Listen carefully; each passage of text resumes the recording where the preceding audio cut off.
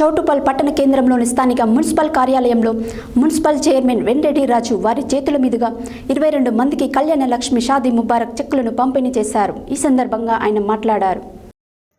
చౌటుప్పల్ పట్టణ కేంద్రంలోని స్థానిక మున్సిపల్ కార్యాలయంలో మున్సిపల్ చైర్మన్ వెంరెడ్డి రాజు వారి చేతుల మీదుగా 22 మందికి కళ్యాణ లక్ష్మి షాదీ ముబారక్ చెక్కులను పంపిణీ చేశారు. ఈ సందర్భంగా వారు మాట్లాడుతూ కాంగ్రెస్ ప్రభుత్వం ఏర్పడిన తర్వాత ఎన్నికలలో ఇచ్చిన హామీల ప్రకారం 4 గ్యారంటీ పథకాలను అమలు చేయడం జరిగిందని తెలిపారు. ఉచిత బస్సు సౌకర్యం, వైద్య సాయం కోసం 10 లక్షల రూపాయలు, మరో 2 గ్యారంటీలు 200 యూనిట్ల వరకు ఉచిత విద్యుత్, 500 రూపాయలకు గ్యాస్ అందజేయనున్నది కాంగ్రెస్ ప్రభుత్వం హయాంలో జరిగిందన్నారు. మునుగోడు శాసనసభ్యులు కోమటిరెడ్డి రాజగోపాల్ రెడ్డి హయాంలో ఇంకా అనేక అభివృద్ధి సంక్షేమాలను ఏర్పాటు చేసుకోవడం జరుగుతున్నదని అన్నారు.